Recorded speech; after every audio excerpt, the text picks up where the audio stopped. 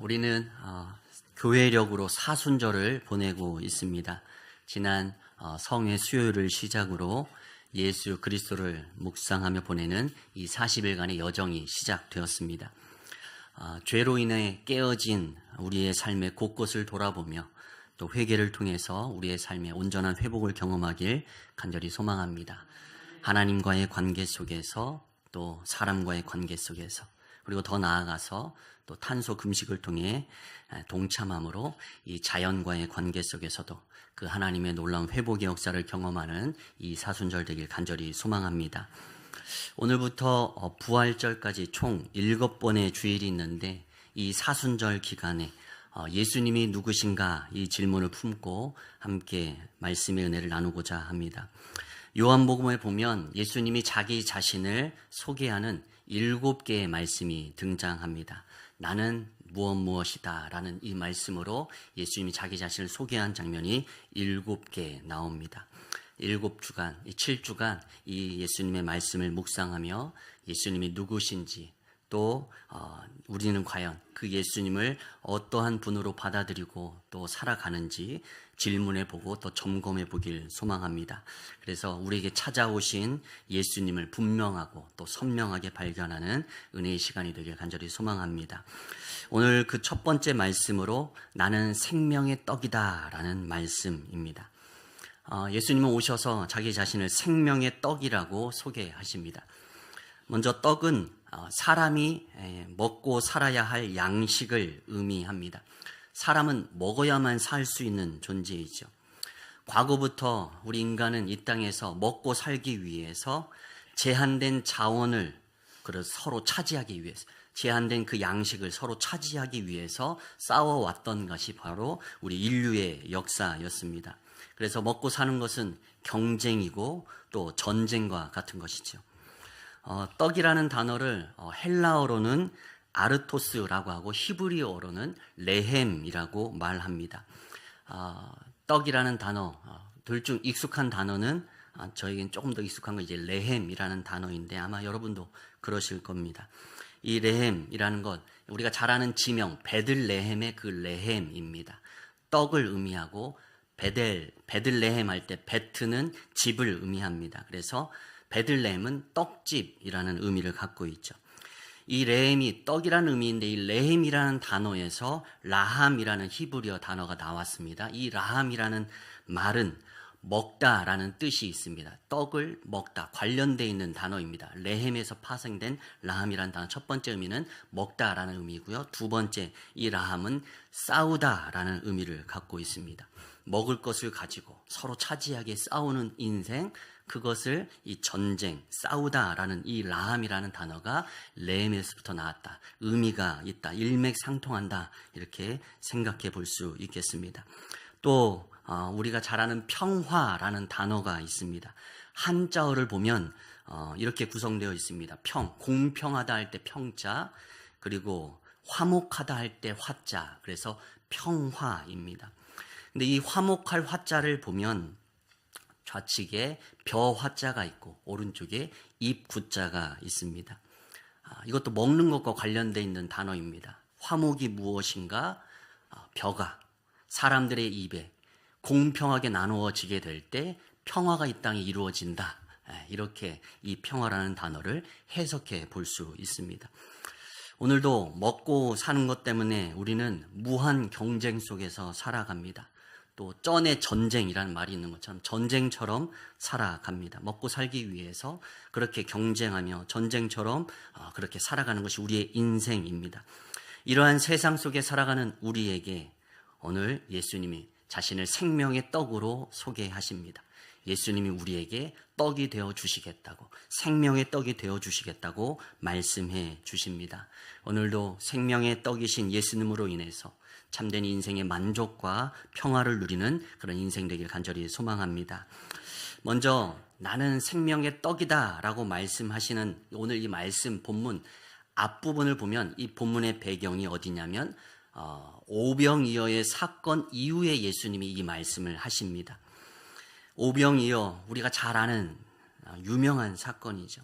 예수님의 말씀을 듣고자 또 예수님이 행하시는 표적을 보고자 많은 사람들이 막 약 한 5천 명, 아마 남자만 계수된 것으로 추측되는데 5천 명의 사람들이 예수님 곁에 몰려왔습니다. 그런데 문제는 밥때가 되었는데 이 많은 사람들 어떻게 먹여야 하는가였습니다. 이때 제자 중 두 사람이 예수님께 답합니다. 먼저 빌립이 답합니다. 요한복음 6장 7절입니다. 우리 같이 한번 읽어보겠습니다. 함께 읽습니다. 빌립이 대답하되 200데나리온의 떡이 부족하리이다. 아멘. 빌립은 사람이 5천 명이니 그 사람들을 먹이려면 얼마만큼의 돈이 필요할까 이걸 계산했습니다. 그랬더니 모인 사람들에게 조금씩 걷어서 받는다 할지라도 200데나리온이라는 돈이 더 필요하다라고 계산이 나온 것입니다. 한 데나리온은 성인 남자 하루의 품삯입니다. 품삯을 20만 원으로 계산하면 지금 돈으로 약 4천만 원 정도 됩니다.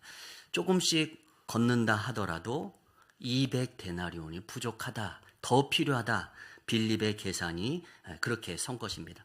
이 빌립의 생각으로 보았을 때 이 많은 사람들 먹이기 힘들겠다, 불가능하겠다. 그래서 오늘 이 대답을 한 것입니다. 또 다음으로 안드레가 대답합니다. 요한복음 6장 9절입니다. 우리 같이 한번 읽겠습니다. 시작. 물고기 2마리를 가지고 있나이다. 그러나 그것이 이 많은 사람에게 얼마나 되겠사옵나이까. 아멘. 다음으로 안드레라는 제자가 식사를 하기 위해 모인 사람들 가운데 과연 그들이 가진 것 중에 먹을 것이 얼마나 되는가 이것을 찾아보게 됩니다. 둘러보았습니다. 그랬더니 한 아이가 가져온 도시락, 보리떡 5개, 물고기 2마리가 그들 가운데 가지고 있는 것의 전부였습니다. 안드레도 이 상황을 부정적으로 예수님께 보고합니다. 그것이 이 많은 사람에게 얼마나 되겠사옵나이까. 지금 우리가 가진 것 보리떡 5개, 물고기 2마리인데 먹어야 될 사람은 5천 명 이상인데 가진 것이 너무 부족합니다. 너무 미천합니다. 안드레의 생각으로도 불가능한 일이라고 답합니다.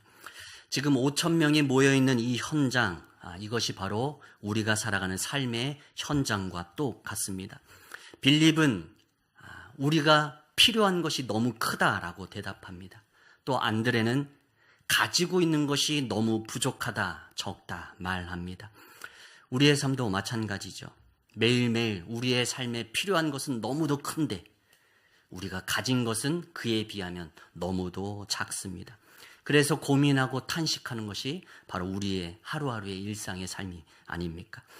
그런데 이 오병이어의 현장, 이 고통의 현장 가운데 예수님께서 기적을 베풀어 주십니다.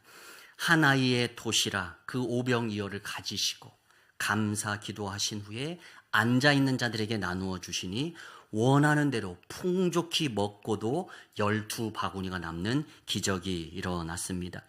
오늘도 우리의 그 인생 속에, 부족한 인생 속에 필요한 것은 많지만 가진 것은 적은 우리의 인생 속에도 이와 같은 하나님의 베푸시는 역사가 기적이 일어나길 간절히 소망합니다. 예수님은, 그리고 우리가 믿는 예수님, 그리고 우리가 믿는 하나님은 이처럼 오늘도 우리의 삶의 양식을 채워주는 분이신 줄 믿습니다. 우리의 양식에 관심 없는 분이 아니시라는 사실입니다. 이 오병이어의 현장에서 예수님은 그들의 필요를 채워주십니다.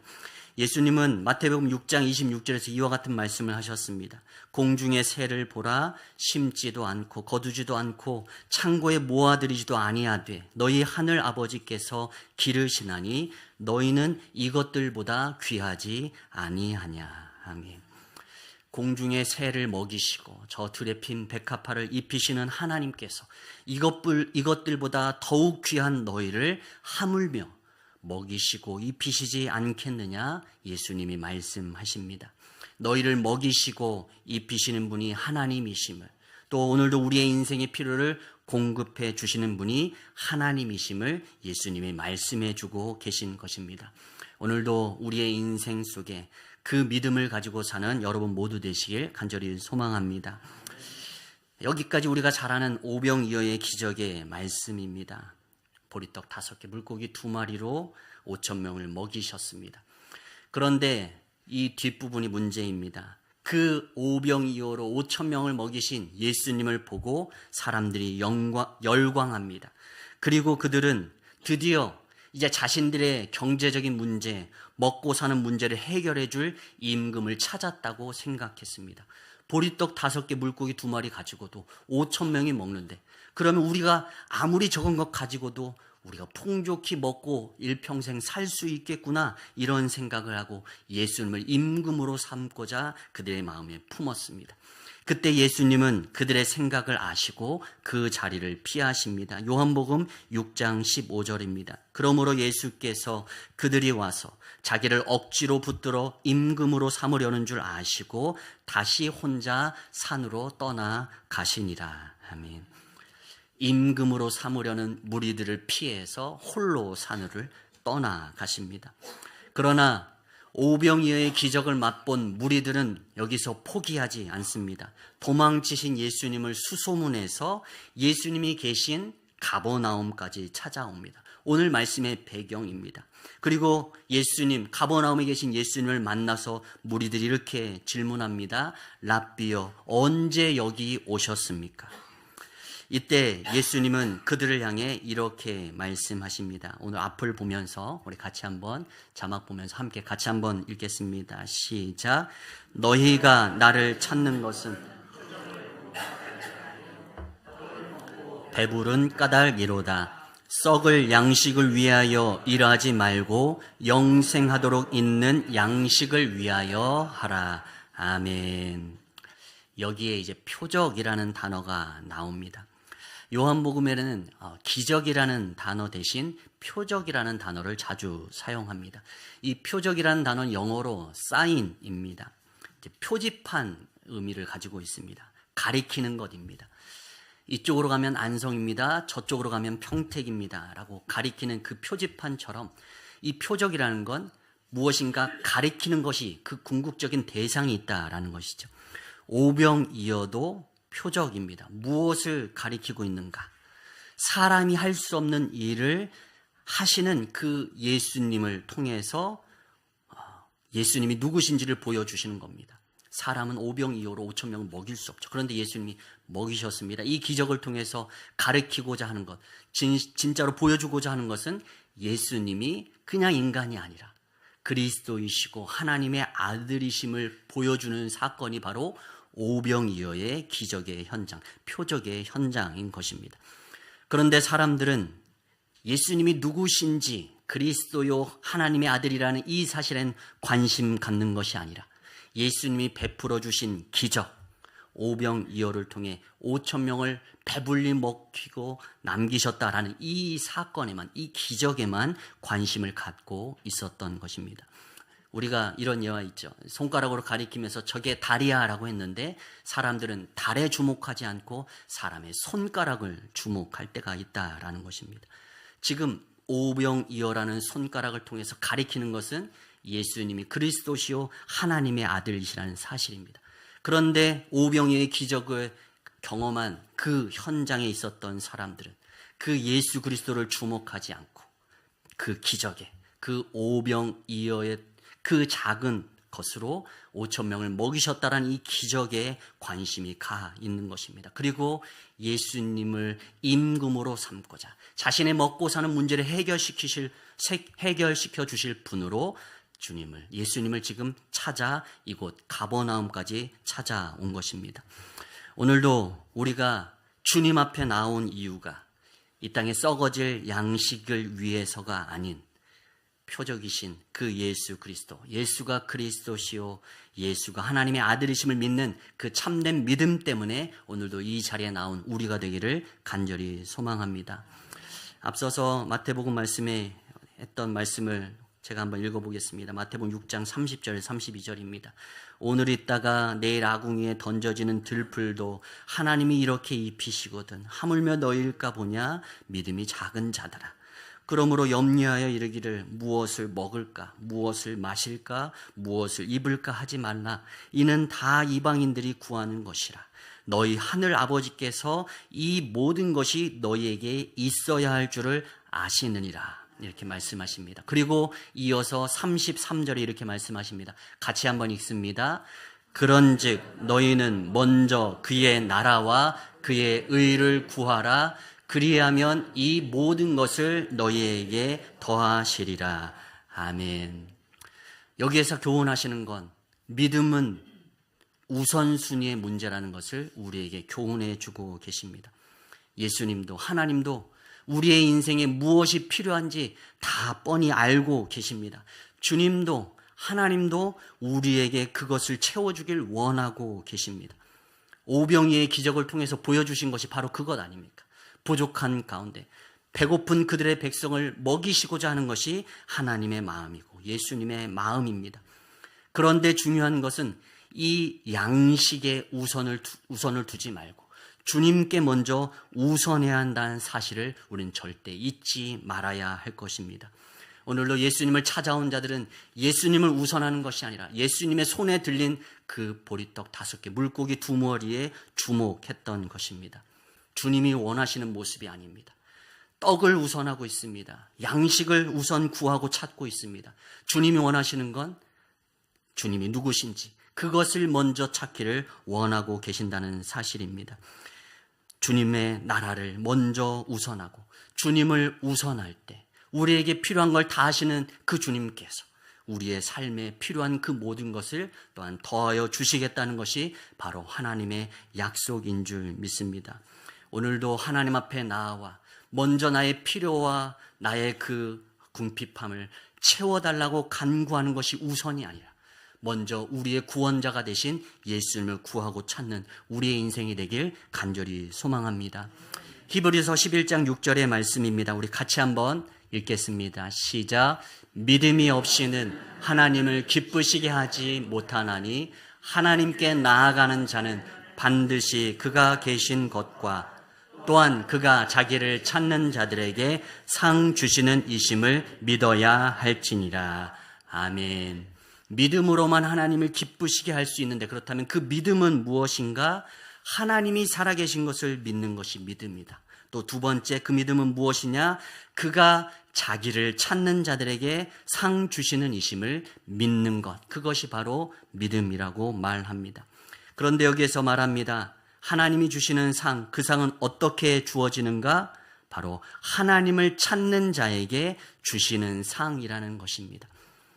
상을 찾기 위해서 나왔을 때 그 상을 주는 것이 아니라 하나님을 찾기 위해 나온 사람에게 그 예비된 상을 주시겠다는 것입니다. 오늘도 무리들은 하나님을 찾는 것이 아니라 예수님을 찾는 것이 아니라 예수님 먹이셨던 그 떡, 그 필요를 채워달라고 먼저 그 필요를 가지고 주님 앞에 구하고 있습니다. 우선순위가 바로 세워져야 합니다. 우리가 하나님을 찾고 먼저 예수 그리스도를 주목하게 될 때 오늘도 우리에게 그 다음에 주시는 것이 하나님의 상인 줄 믿습니다. 오늘도 퇴근하고 집에 들어갔는데 아빠를 반기기는커녕 아빠의 손에 붙들려 있는 통닭 한 마리가 더 즐거워서 아빠 얼굴은 보지도 않고 손에 붙들린 통닭만 채간다면 어떤 부모가 좋아하겠습니까? 오늘도 우리의 삶 속에서 찾아야 할 것, 우선해야 될 것, 그것은 우리의 필요가 아니라 우리 주 예수 그리스도이신 줄 믿습니다. 오늘도 우리의 삶 속에서 먼저 우선해야 될 것, 예수 그리스도이시고 또 이 땅 가운데 이루시고자 하는 그 하나님의 나라를 우리가 먼저 우선해야 될 줄 믿습니다. 이 사순절의 기간, 우리의 양식이 아닌 먼저 예수 그리스도를 구하고 찾고 만나는 시간이 되길 간절히 소망합니다. 그리고 먼저 하나님의 나라가 나의 심령에 또한 우리의 가족에게 이루어지길 구하는 그 시간이 되길 간절히 소망합니다. 그리하면 이 모든 것을 너희에게 더하시리라. 먼저 구할 것을 구하면 예비된 상으로 우리에게 채우신 분이 하나님이신 줄 믿습니다. 오늘 이 사순절의 기간 먼저 구해야 할 것, 먼저 찾아야 할 것이 무엇인지 깨닫는 우리의 신앙생활 되길 간절히 소망합니다. 먼저 첫 번째 무리들이 구했던 건 썩어질 양식이었습니다. 그렇게 양식을 구하고자 예수님을 찾아온 무리들에게 예수님은 자신이 생명의 떡임을 말씀하십니다. 오늘 본문 말씀입니다. 요한복음 6장 35절 다시 한번 함께 읽겠습니다. 예수께서 이르시되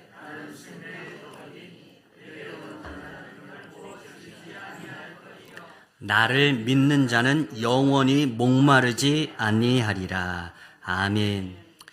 예수님은 자신을 생명의 떡이라고 말씀하십니다. 여기서 생명이라는 단어는 헬라어로 조에라는 단어입니다. 그 뜻은 영적인 생명을 의미합니다. 생명의 떡, 영적인 그 생명의 떡이라고 말씀하신 거죠.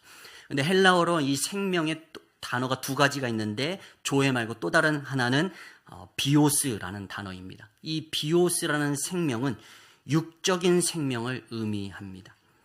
예수님은 오늘 육신의 필요를 쫓아 나온 그 무리들을 향해서 나는 생명의 떡이다. 조의 생명을 너희에게 주고자 온 나다라는 것을 강조해서 말씀해주고 계신 것입니다.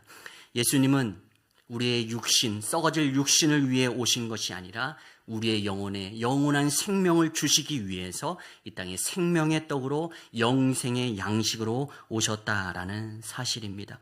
그래서 예수님은 이어지는 51절의 말씀에 이렇게 말씀하십니다. 51절 말씀 우리 같이 한번 함께 읽습니다. 나는 하늘에서 내려온 살아있는 떡이니 사람이 이 떡을 먹으면 영생하리라. 내가 줄 떡은 곧 세상의 생명을 위한 내 살이니라 하시니라. 아멘. 예수님은 하나님이 하늘로부터 이 땅에 보내주신 하늘에서 내려온 살아있는 떡이라고 자신을 말씀하시고 소개하십니다. 떡은 누군가의 양식이 되기 위해서 그 떡이 만들어지는 과정이 있습니다. 먼저 곡식이 고운 가루가 되어져야 떡으로 만들어질 수 있죠. 곡식이 맷돌에 갈리든 무엇에 갈려서 가루가 되어야 됩니다. 그리고 두 번째, 어떤 뜨거운 불을 통과해야 그것이 떡이 되고 빵이 되죠. 그리고 마지막, 우리의 사람의 입속에 들어와서 잘근잘근 씹히고 부서져야 그 빵이, 그 떡이 우리의 생명이 되고 우리의 영양분이 될 수 있는 것입니다. 예수님은 자신을 살아있는 떡, 하늘에서부터 내려온 살아있는 떡이라고 말씀하십니다. 예수님께서 하나님의 그 영광, 하늘의 영광을 버리고 낮고 천한 이 땅에 인간의 몸을 입고 내려오셨습니다. 곡식이 가루가 되어지듯 하나님께서 친히 낮은 인간의 몸을 입고 이 땅에 오신 것입니다. 그리고 우리를 위해 십자가라는 그 고난의 불을 통과하셨습니다. 그리고 그 십자가에서 못 박히시고 찢기시고 죽으심으로 우리의 영적인 생명을 주시는 그 생명의 떡이 되어 주셨다라는 사실입니다. 인간의 몸을 입고 이 땅에 오셔서 우리를 위하여 십자가에 못 박혀 죽으신 예수 그리스도, 그분이 당하신 그 모든 과정이 곧 떡이 빚어지는, 떡이 만들어지는 그 과정처럼 우리에게 생명의 떡이 되시고자 겪으셔야 했던 그 모든 과정이었다라는 사실입니다. 오늘도 예수님은 이 땅에 생명의 떡으로 오셔서 우리에게 영생을 주시고자 하십니다. 영적인 생명, 바로 조예입니다. 그러나 오늘도 우리의 눈에 보이는 모든 사람들은 그 영적 생명 조예를 찾아 사는 것이 아니라 우리의 육적 생명 비오스를 찾아 살아갑니다. 그리고 그 비오스의 생명을 유지하기 위해서 분투하고 경쟁하고 싸웁니다. 그러나 영적 생명 조에는 그들은 누릴 수 없는 것이죠. 영적으로 죽어 있을 수밖에 없는 것입니다. 오늘도 예수 그리스도가 이 땅에 오신 이유가 바로 이것입니다. 비오스만, 이 육신의 생명만을 쫓아 살아가는 우리에게 영적인 생명, 조회를 주시고자 이 땅에 오셔서 우리를 위해 십자가에 못 박혀 죽으셨다는 사실입니다. 오늘도 우리의 인생에 무엇으로 인해서 배고파하고 또 무엇으로 인해서 목말라하며 살아가고 있습니까? 오늘도 예수님은 우리의 영적인 필요를 채우시기 위해서 그 생명의 떡, 조회의 떡으로 이 땅에 오셨습니다. 그리고 십자가를 통해서 우리에게 그 구원의 역사, 이 생명의 역사를 이루어 주셨습니다. 오늘도 이 복음의 놀라운 능력이 오늘도 우리에게 체험되어지길 간절히 소망합니다. 요한복음에는 그러한 인물들이 수없이 많이 등장하고 있습니다. 한밤중에 예수님을 찾아 나온 니고데모라는 사람이 있었습니다. 또 인생의 목마름 속에서 6번째 남자와 살고 있는 그 사마리아 여인에게 예수님이 만나 주셨습니다. 또 육신의 그 질병 가운데 베데스다 연못 가운데 38년 된 그 병자를 찾아와서 그에게 영적 생명을 허락해 주셨습니다. 그리고 오늘도 본문의 배경이 되는 이 오병이어의 현장 속에서 떡을 먹고 찾아온 그 무리들에게 오늘도 예수님은 자신이 생명의 떡임을, 그들이 누려야 될 것이 육신의 것이 아닌 먼저 영적인 그 생명임을 오늘도 말씀해 주시고 교훈해 주고 계십니다. 오늘도 우리의 인생 비오스를 향해서 그 우리의 육신의 생명을 위해 분투하며 살아가는 인생처럼 보이지만 오늘도 먼저 생명의 떡이신 그 예수 그리스도를 통해서 우리의 영혼이 살아나고 우리가 그 영생의 복을 누리는 그러한 인생 되길 간절히 소망합니다. 그래서 생명의 떡으로 오신 예수님, 그 예수님을 우리가 온전히 누리기 위해선 그 떡을 먹어야 합니다. 그래서 예수님은 말씀하시죠. 51절에 나는 하늘에서 내려온 살아있는 떡이니 이 떡을 먹으면 영생하리라. 먹는다라는 말로, 떡이라는 비유로 자신을 표현했듯이 먹는다라는 말씀으로, 이 비유로 오늘도 우리에게 교훈해 주고 계십니다. 첫 번째, 먹는다라는 것은 무슨 의미이냐? 첫 번째, 믿어야 한다라는 의미입니다. 예수님이 생명의 떡이라면 먹는 것은 믿는 것을 의미합니다. 떡이 아무리 앞에 많이 펼쳐져 있더라도, 늘어서 있더라도 그것을 들어서 먹지 않으면 그것이 생명이 될 수 없습니다. 마찬가지입니다. 우리의 인생 속에 예수 그리스도가 생명의 떡으로 찾아오셨지만 그 떡을 먹지 않으면 그 생명을 누릴 수 없습니다. 오늘 말씀에서 이 생명의 떡이라고 말씀하셨을 때 이 떡 하면 우리가 이제 간식으로 받아들이기 쉽습니다. 왜냐하면 이제 우리 문화 속에서 떡이 주식이 아니기 때문에 그렇죠. 영어로는 I am the bread 이렇게 돼 있는데 그때 당시 문화적으로 보면 거기서는 브레드, 빵이 주식인 거죠. 이 빵이 오늘도 번역되면서 우리에게 떡으로 이제 번역이 됐는데 조금 더 그 주식의 의미를 살린다라고 하면 밥이라고 번역하면 조금 더 마음에 와닿지 않았을까 이런 생각을 해보게 됩니다. 떡 안 먹어도 우리 살 수 있지 않습니까? 그리고 밥을 안 먹으면 못 살잖아요. 이제 이런 생각이 우리 가운데 들 수 있다라는 것이죠. 요즘 우리 사회는 먹을 것이 풍요로운 사회입니다. 그래서 먹을 거 없어서 배고프는 사람보다는 너무 많이 먹어서 문제가 돼서 이제 다이어트가 대세가 되죠. 그런데 다이어트를 너무 심하게 하면 거식증이라는 것이 걸리게 된다고 합니다. 음식을 앞에 두고도 먹지 못하는 것입니다. 거부하고 삐썩 말라가는 겁니다. 건강에 문제가 될 정도로 그 음식이 몸에 받지 않는 것입니다. 오늘 우리의 시대에는 참으로 말씀이 풍요로운 시대입니다. 인터넷, 핸드폰, 인터넷 들어가면 수많은 그 기라성 같은 목사님들의 말씀들이, 그 생명의 떡인 예수 그리스도를 소개하는 그 말씀들이 우리 가운데 널려져 있습니다. 오늘 이 시대 누구든 원하기만 한다면 눌러서 그 말씀에 접할 수 있는 시대입니다. 그러나 중요한 것은 그렇게 아무리 널려 있더라도 우리가 그것을 듣고 또 그 말씀을 듣는 것으로 끝나지 않고 그것을 믿어야 그 생명의 떡이신 예수님이 우리에게 주시고자 하는 영생을 누릴 수 있다라는 사실입니다. 먹어야 살듯 믿어야 우리가 그 영생을 누릴 수 있다라는 사실입니다. 오늘도 우리는 말씀의 풍요 속에 살아갑니다. 그런데 과연 그 말씀을 지적으로만 이해하고 넘어가는 것이 아니라 정말로 믿고 그것을 잘 영적으로 받아들여서 그 영생의 복을 우리가 누리고 살아가는가 우리가 질문해 보길 소망합니다. 오늘도 떡을 먹어야 살듯 믿어야 살 수 있습니다. 오늘도 이 자리에 모인 여러분 모두가 그 예수 그리스도를 믿음으로 그 영생의 복을 누리는 여러분 모두 되길 간절히 소망합니다. 또한 먹는다라는 두 번째 의미는 살아내야 한다라는 의미입니다.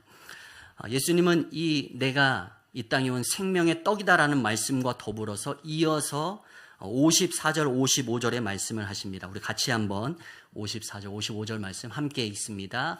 내 살을 먹고 내 피를 마시는 자는 영생을 가지고 마지막 날에 내가 그를 다시 살리리니 내 살은 참된 양식이요 내 피는 참된 음료로다. 아멘.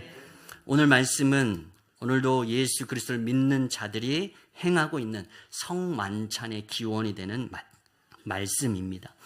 예수님의 살과 피를 먹고 마시는 것, 그것은 그 예수님의 말씀 뜻대로 살아가야 하는 것을 우리에게 의미하고 있습니다. 먹는 것이 의미하는 건 그것은 체화입니다. 살아내는 것입니다. 오늘도 우리가 밥과 물을 먹으면 그 밥이 우리의 살이 되고 그 물이 우리의 피가 되는 것이죠. 오늘도 예수님의 그 살과 예수님의 피를 먹고 마심으로 나의 살과 나의 피가 예수님의 살과 예수님의 피가 되게 하는 것입니다. 이처럼 믿는 것은 예수님과 나를 일치시켜가는 과정이라는 것입니다. 그걸 체화라는 것으로 표현할 수 있을 것이고 닮아간다라는 말로 표현할 수 있을 것입니다. 오늘도 예수님을 믿는 사람은 예수님을 먹는 사람입니다. 먹는다라는 것은 무엇입니까? 그 양식이 내 살이 되고 내 피가 된다라는 것을 의미합니다. 잘 흡수되어서 나에게 영적 양식이 되는 것이죠. 오늘도 예수님을 믿는다라고 말하면서 우리의 말과 우리의 행동이 그에 걸맞지 못하다면 우리의 믿음을 돌아보아야 한다라는 것이죠. 오늘도 믿는다라는 것은 또한 살아내는 것임을 우리에게 교훈해 주고 계십니다. 이 땅에 예수 그리스도를 보내셨습니다. 그 예수 그리스도를 믿는 우리가 성찬에서 예수님의 그 살과 피를 먹고 마십니다. 이 성찬 속에서 우리가 결단하는 것은 나를 위해 죽으신 예수 그리스도의 그 십자가의 그 살과 피를 기억하며 오늘도 우리가 그 은혜를 결코 가벼이 여기지 않고 주님 뜻대로 살아가겠습니다. 그 믿음의 결단이 이 성찬식 가운데 우리가 있어야 될 믿음의 고백인 줄 믿습니다.